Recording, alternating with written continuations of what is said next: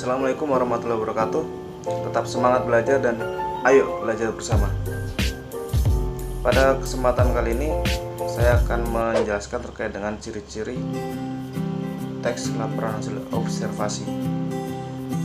Nah, dimana pada pertemuan sebelumnya sudah saya jelaskan terkait dengan pengertian teks laporan hasil observasi dan juga contohnya. Saya yakin kalian sudah mengerti atau paham terkait dengan materi teks laporan hasil observasi dan contoh dari laporan hasil observasi.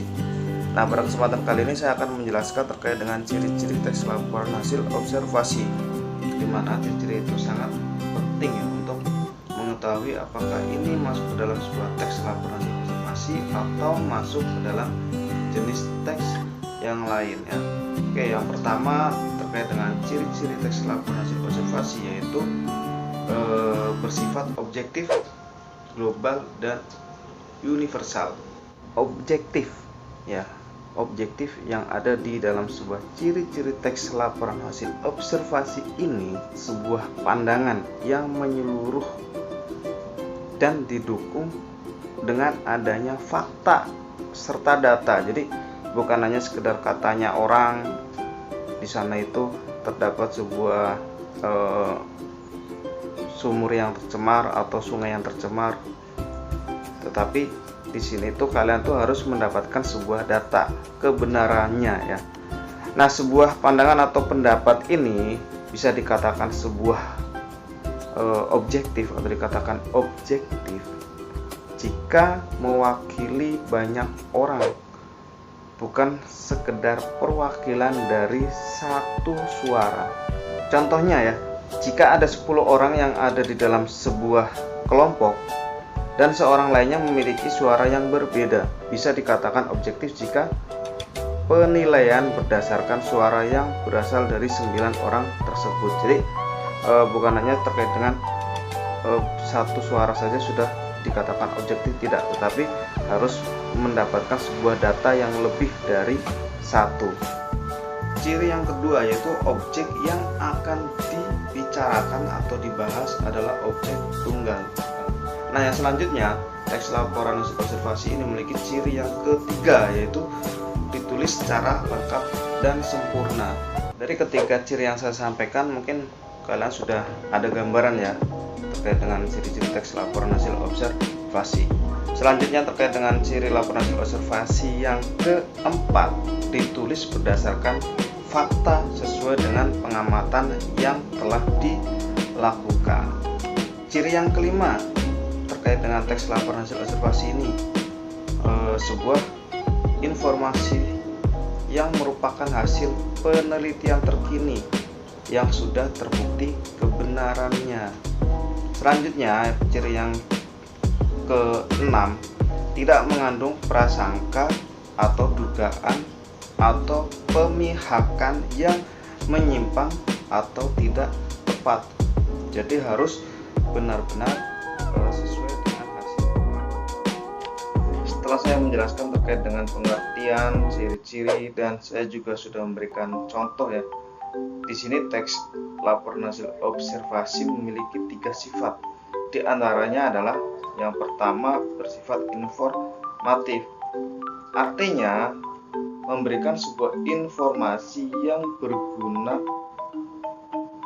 mengenai objek yang diamati kepada pembaca.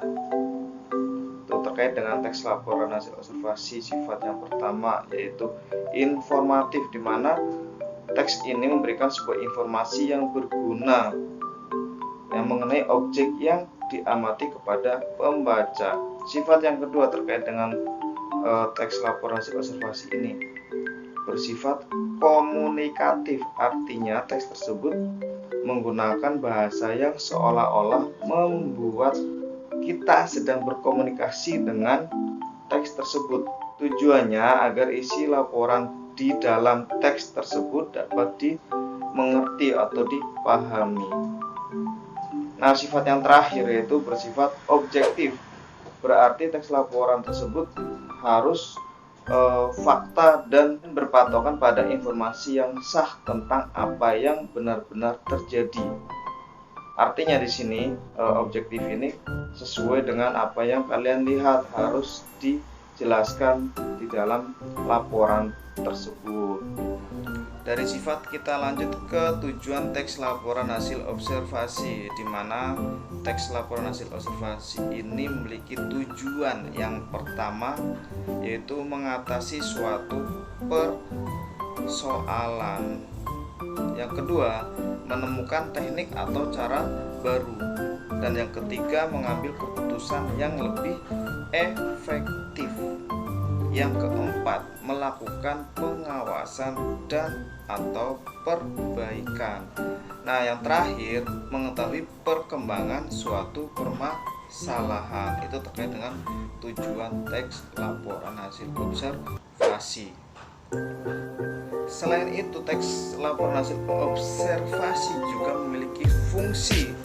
Yang pertama, yaitu melaporkan tanggung jawab sebuah tugas dan kegiatan pengamatan.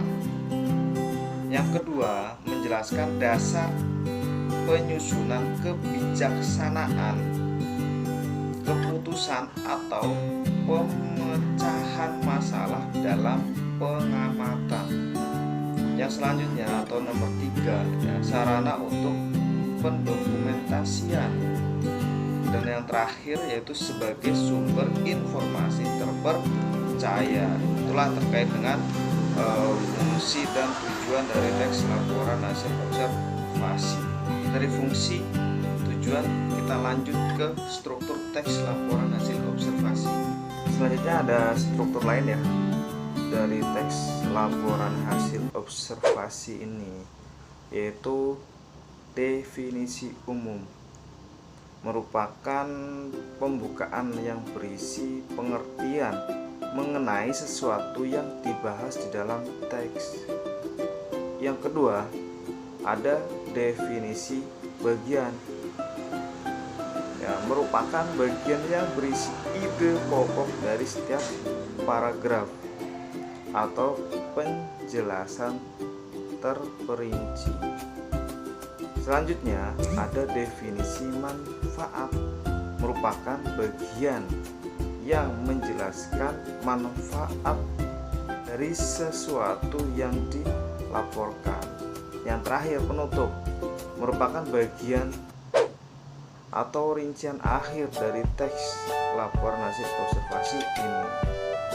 Dari materi yang saya sampaikan terkait dengan ciri-ciri, tujuan, sifat, dan struktur, kalian tuh sudah bisa menerima ya, atau memahami materi yang saya berikan. Nah, silakan kalian tuh mempelajari ya materi yang saya berikan ini, sehingga kalian tuh mendapatkan sebuah ilmu baru ya, terkait dengan materi yang saya sampaikan. Teks laporan hasil observasi yang terakhir nanti akan saya jelaskan terkait dengan kaidah kebahasaan. Jangan lupa kalian